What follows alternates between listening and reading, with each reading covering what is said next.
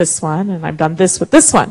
It got more complicated because they were all involved in ministries. One of them in this ministry with this one in that ministry, and that one with this ministry, and this one.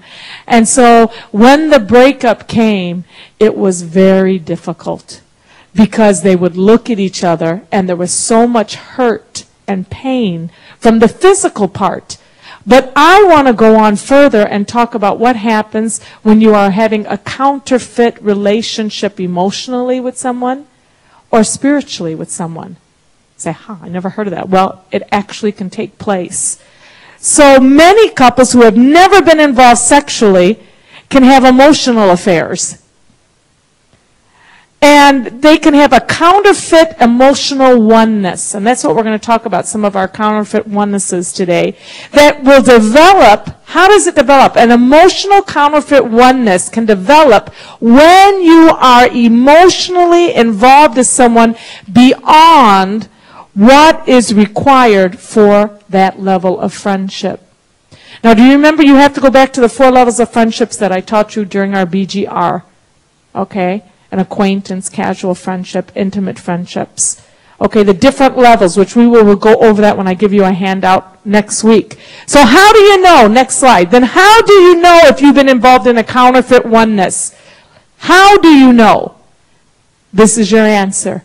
You can gauge the degree to which you have become one with another person by the intensity of the pain you feel after a breakup or a separation. So if it's very painful and you really can't take it, and you really hate them, or maybe there's some bitterness there, or you just cannot stand to even see their face, there has to be a reason for that. More than likely, you have had a counterfeit emotional relationship with them, or you have gone to a counterfeit oneness in the spirit that was not meant for you to share with just any person. In other words, what I'm proposing to you is there is a level of emotional oneness that only takes place with one man and one woman principle. In other words, God designed one man for one woman. So he doesn't expect you as a female in 2020 to be so close with every male in 2020 that you bear every emotional feeling you've ever had and every struggle you've had and every burden you've had and everything that's ever taken place to you. And you can get close to that guy and you could just kind of cry on their shoulder and really bond and they really understand you. It's supposed to be that that happens when there's a oneness with the one person that you're going to marry. And if you have a real intensity of pain after this separation with an individual, then you know you've had a counterfeit oneness in an area that you were not supposed to have with them. Okay, so go to the next slide. Let's look at some of the levels of progression between a male and a female. And this will give you a little bit more understanding, all right? Let's view first the male view of dysfunctional dating. This is the male's view who's not a Christian. Some Christians, unfortunately, may think this way, but it's not a 2020 male view of dating, all right? This is dysfunctional. This is not the way we want it to happen within our 2020 group. The first thing that will happen with a male, normally, if they are a normal male, is they will strive for physical oneness.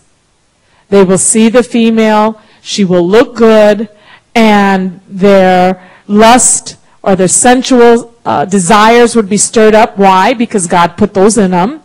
So that's why I say if it is a man who has normal manly desires, that lust will be stirred up, and their desire will be started.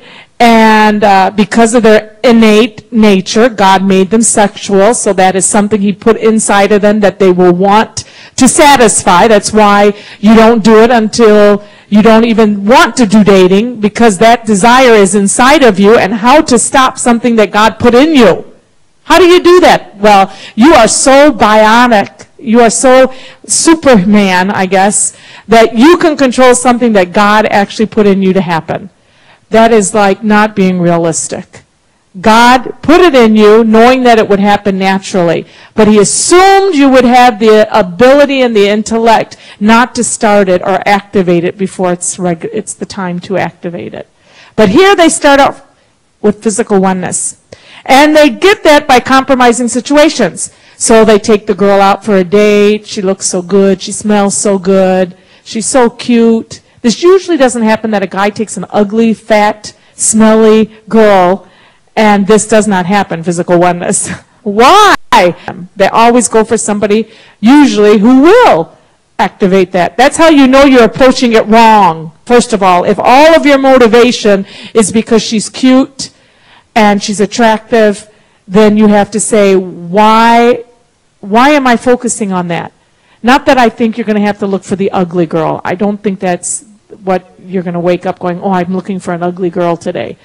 No, but you have to balance out. You have to say, I cannot put all of that and my focus be only on that. Otherwise, my focus is not a balanced focus. They go from that, a guy, to emotional oneness. After they're with a girl and they usually are physical or get very intimate with them, then they will open up their emotions. But a guy doesn't usually come up to a girl and start out with emotional oneness. Oh, bare your heart to me. Tell me all your struggles. Talk, talk, talk, talk. I want to hear it all. That's not usually a guy. A guy usually really connects with that because he's forced to. He doesn't start there. Like, tell me what your struggles are. Tell me how it is at home. Tell me about what happened to you yesterday. No, that usually comes after. Then they go to a committed relationship because they are so far into it. They've gotten physical, then they've gotten emotional with the person, listened to them, they've opened up, they care about what's happening to them, then they commit. Then comes, if it happens at all, then the oneness of spirit would actually take place. But that is so far removed that few ever get up to that. This is a dysfunctional dating pattern. Let's go to the girl's dysfunctional. The girl in dating will start out with an emotional oneness. There are very, very few girls that wake up in the morning and is looking for a guy and looking at him, oh, you're so physically attractive. I wake up and I just look at your physical. No, girls are not motivated by sight. Girls are motivated by emotions. So usually how a girl gets trapped in artificial relationship or counterfeit relationship will be through her emotions.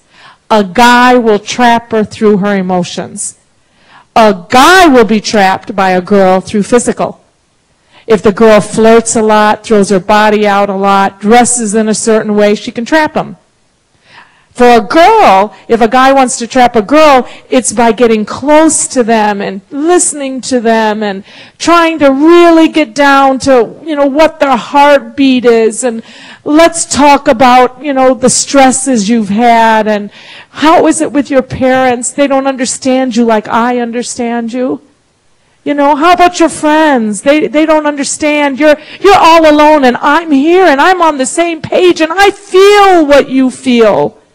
And I hurt like you hurt, and nobody understands you. They don't understand me either. Isn't that amazing? Neither one of us are understood, but we understand each other. Your burdens are my burdens. What you like, man, I like. I happen to like the same poems you like. And what guy is sitting around reading poetry most of the times? But it's amazing when you're motivated. It's amazing. Wow, that lyric. We can talk for hours about poetry, about the beautiful flowers, the trees in the forest, the stars. Let's look at the stars. Aren't they just wonderful? What guy does that? They do it when they want to get on an emotional oneness with a female. Because females are very drawn by somebody who cares about them emotionally. In fact, females like caring guys. Guys that care for other people, that are sensitive, that, are doing things for other people. One of the biggest things that attracted me to Brother Willoughby when I was in Bible school was that he was one of the most caring, sensitive guys on the campus. Anybody who had a problem always went to Steve. If their